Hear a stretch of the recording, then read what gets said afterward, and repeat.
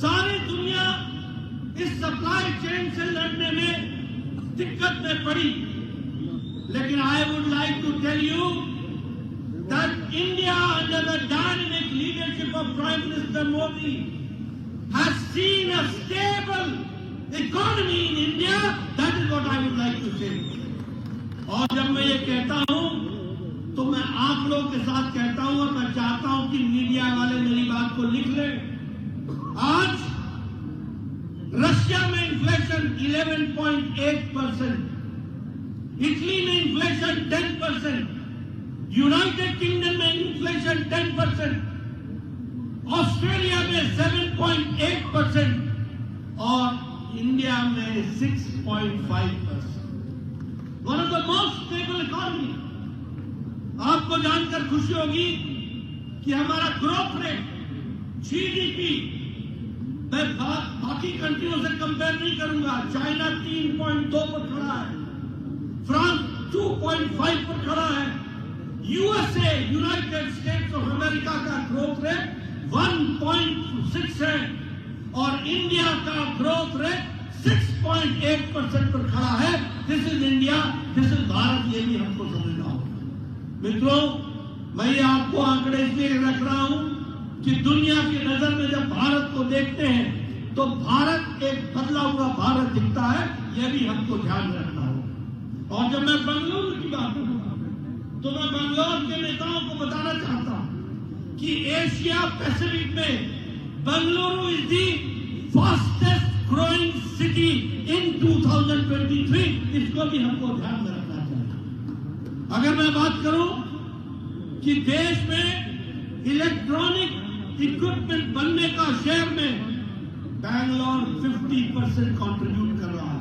यानी देश का भी national share economic products company में 50% बैंगलोर का शेयर है. और उसी तरीके से देश की बात करें तो आज 70,000 करोड़ रुपीस का इलेक्ट्रॉनिक प्रोडक्ट हम एक्सपोर्ट कर रहे हैं.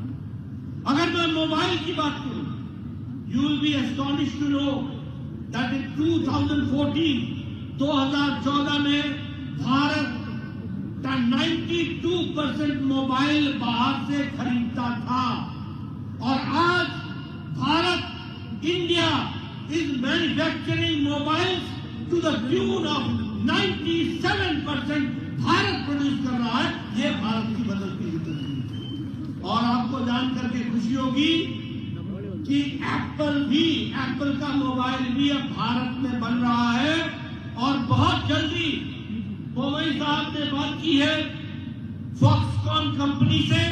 अब एप्पल कर्नाटक में बनेगा, इसकी भी तैयारी चल रही है. इसको भी हमको समझना होगा. अगर मैं डिजिटल ट्रांजैक्शन की बात करूं तो 2014 में डिजिटल ट्रांजैक्शन वाज 3%. टुडे आज भारत में 40% ट्रांजैक्शन दुनिया का डिजिटल ट्रांजैक्शन 40% इंडिया कंट्रीब्यूट कर रहा है. अगर मैं एयरपोर्ट की बात करूं तो आपको जानकर के खुशी होगी कि कर्नाटक में 11 airports are coming up. 11 airport. अभी शिमोगा का एयरपोर्ट प्रधानमंत्री जी ने उद्घाटन किया. इन 70 इयर्स 70 साल में 74 एयरपोर्ट बने और 9 साल में मोदी जी के 74 एयरपोर्ट बनकर के तैयार हुए. ये भी हमको समझना है. आज 72 प्रोजेक्ट्स को एयरपोर्ट अथॉरिटी ऑफ इंडिया ने काम शुरू किया है और यहां भी 9 एयरपोर्ट अथॉरिटी ने प्रोजेक्ट को सैंक्शन दे दिया है. कर्नाटक में भी 9 एयरपोर्ट पर काम शुरू हो गया.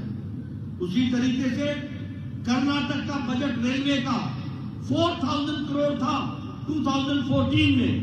आज कर्नाटक का बजट 7,000 करोड़ रुपीस है और रेलवे में काम को आगे बढ़ाया गया. अगर हाईवे की बात करें तो 2014 में पर डे 12 किलोमीटर सड़क बनती थी. आज 37 किलोमीटर पर डे सड़क बन रही है. उसी तरीके से कर्नाटक का नेशनल हाईवे का बजट 2009 से 14 के बीच में 5 इयर्स में वो 6,000 करोड़ और 2019 से 2023 तक कर्नाटक का नेशनल हाईवे का बजट 40,000 करोड़ है, 440,000 करोड़। इसीलिए हाईवे बन रहे हैं, नए नए हाईवे बन रहे हैं, 6 लेन, 4 लेन, डबल लेन, एलिवेटेड रोड्स, इसका काम चला। आपको ये भी याद होगा कि प्रधानमंत्री मोदी जी अभी 27 फरवरी को कर्नाटक आए थे और उन्होंने, जैसा मैंने कहा, कि शिमोगा का एयरपोर्ट का उद्घाटन किया, जिसमें 450 करोड़ रुपीस खर्च हुए। उसी तरीके से 44 स्मार्ट सिटी का प्रोजेक्ट, जिसमें 895 करोड़ खर्च होंगे। उसी तरीके से शिमोगा में 2 रेलवे प्रोजेक्ट्स को उन्होंने सैंक्शन दिया। एक है Shimoga Shikaripura runway Belur new railway line, 990 crore है। उसी तरीके से कोटे घनगुरु रेलवे कोचिंग डिपो बनाने की बात कही है, इसके लिए भी उन्होंने सैंक्शन किया है, पैसा दिया है। 27 फरवरी को प्रधानमंत्री बेलगावी गए और बेलगावी में 2700 करोड़ रुपीस का उन्होंने प्रोजेक्ट्स को शुरुआत की, जिसमें बेलगावी रेलवे स्टेशन को रीडेवलप करने का काम शुरू किया। उसी तरीके से 930 crore rupees will be dedicated to the railway section और जल जीवन मिशन में 1585 करोड़ ये खर्च करने का तय किया। 6 फरवरी को प्रधानमंत्री मोदी जी यहीं बेंगलुरु आए थे और उन्होंने केम्पेगौड़ा हमारा टर्मिनल 2 का उन्होंने सैंक्शन किया था और इनॉग्रेट किया था, जिसपे 5,000 करोड़ रुपीस खर्च हुए। और उसी तरीके से प्रधानमंत्री जी ने यहीं आकर के HCL फैक्ट्री को टुमकुर में, HCL की फैक्ट्री, हेलीकॉप्टर बनाने की फैक्ट्री, उसका काम भी शुरू किया, तो वो भी कर्नाटक में है। उसी तरीके से टुमकुर में हमारा इंडस्ट्रियल टाउनशिप और कॉरिडोर ये भी बनाने का काम शुरू किया। और Vande Bharat express Mysore to Chennai, from here to Annamalai place Chennai, वहां तक के लिए भी वंदे भारत ट्रेन को शुरू किया गया। और केम्पेगौड़ा इंटरनेशनल एयरपोर्ट के साथ साथ हमारे नाथ प्रभु केम्पेगौड़ा की 108 फीट की मूर्ति, उसको भी स्थापित किया गया और वो उसको भी अनवेल किया गया। You will see that Karnataka has been brought in the mainstream and Bengaluru has been given the top priority as far as development is concerned. This you have to understand, and this is the change which has come.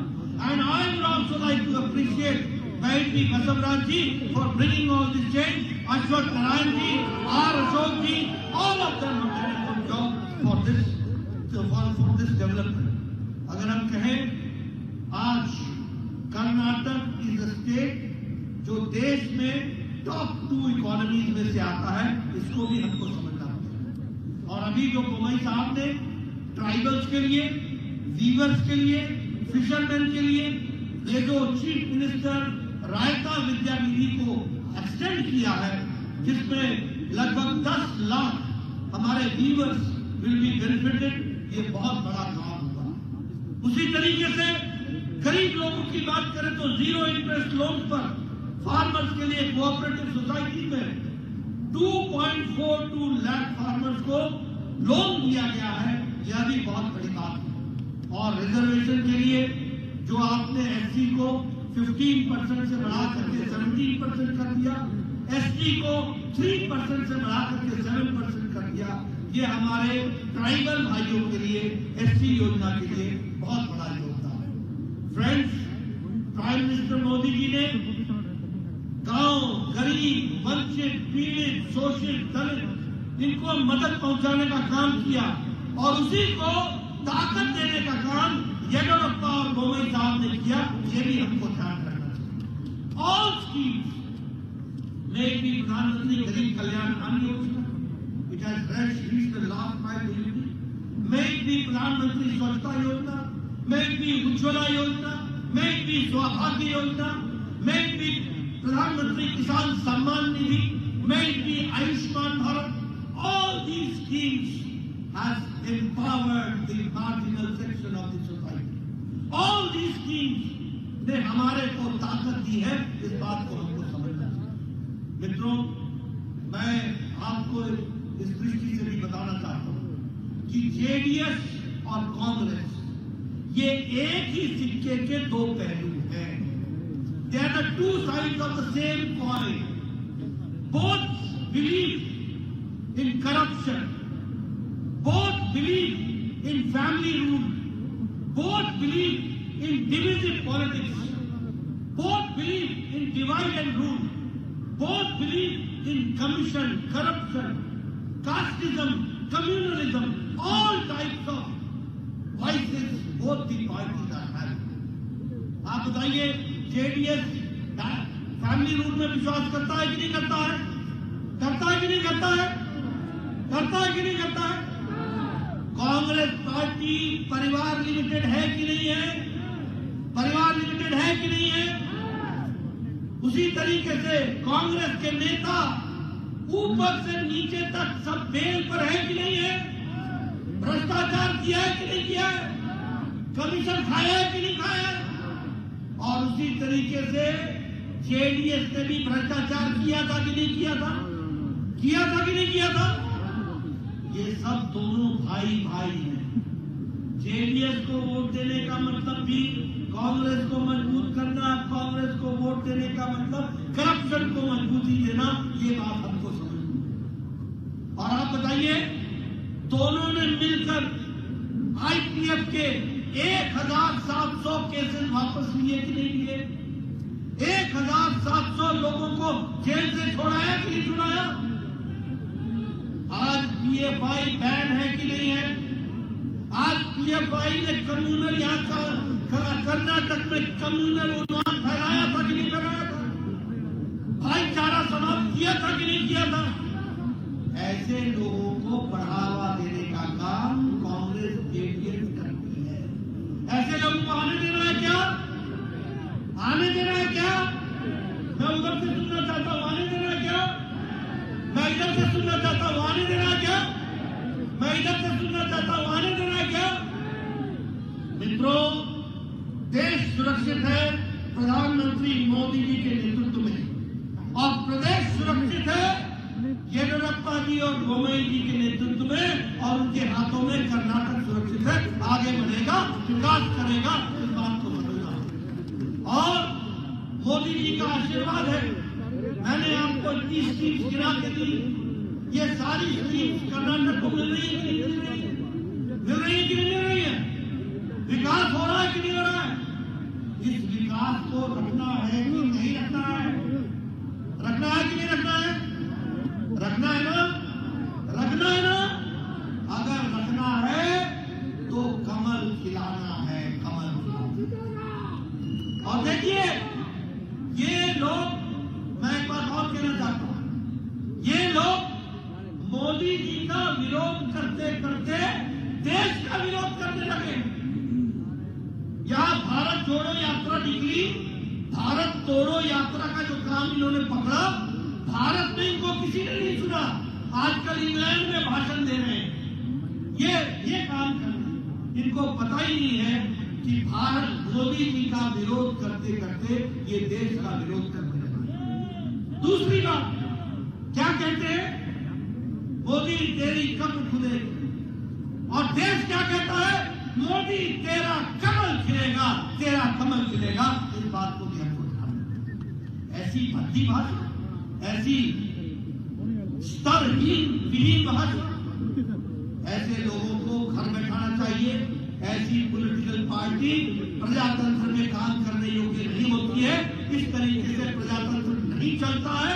प्रजातंत्र में विचारों की लड़ाई होती है। प्रजातंत्र, in democracy there is a fight of ideology, there is a fight of argument, there is a fight of statistics.